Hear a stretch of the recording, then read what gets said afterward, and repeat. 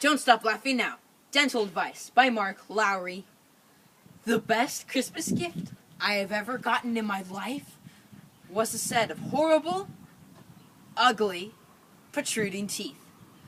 The wrong teeth are in the wrong places, facing all the wrong directions. And the front tooth, which is about 4 shades yellower than the others, has a huge cavity at the gum line. My brother owned a dental lab for a while and made them for me. And when I put them in my mouth, it just changes my whole personality. I was ecstatic when Anne wrapped them. See, I'd been waiting for them before I made my first appointment with my new dentist. I'd spent lots of time in dental offices.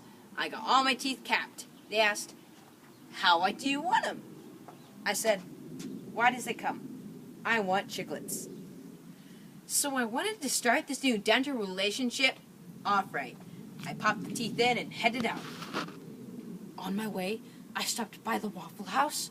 The manager took one look at me and my ugly false teeth and asked if I could cook. The dentist's office was packed when I burst through the door. 2 little kids were playing on the floor, and a mother was sitting on a couch reading to a toddler, and 2 teenagers with braces and acne were talking in the back corner. I was in the right place, and I was ready, wearing my upper plate of cavity-infested, plaque-encrusted fake teeth. Walking over to the counter, I announced loudly, "Hey, I'm Mark Lowry. I've got a 10:30 appointment." The way that nurse threw the clipboard at me, you would think body contact caused tooth decay. She said, "You're gonna have to fill this out." I gave her a big, ugly, toothy smile.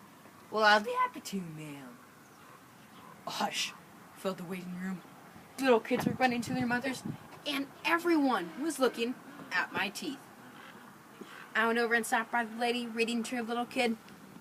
"I don't know why they make me fill this out," I told her. "I come in here every week." Nurse after nurse after nurse kept peeking at me, and I would look up and smile with my biggest truck stop grin. "How y'all doing?" One kid couldn't stand it anymore. I was way too interesting to view from afar. He came over and stared straight into my mouth. "This is what happens when you don't floss, kid," I told him. Finally, I took the teeth out and announced, "This is just a joke. My brother made these for me." Laughing, the receptionist said, "Leave them in for the dentist." I popped them back in, and she took me ahead of everybody. Waiting room tip. This is how you can get ahead of everybody else at the dentist. She set me back in the examining chair, stuck a bibber on me, and told me she would send the dentist right in.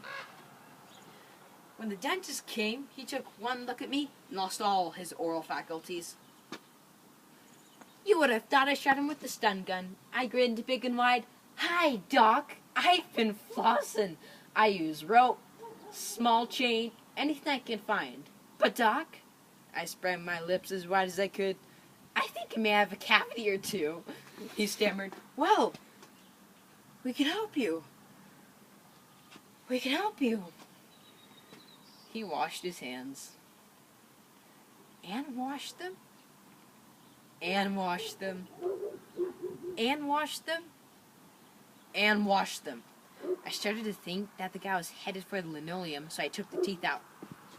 "It's just a joke, doctor." He fell back against the wall and shook his head. "Man," he groaned.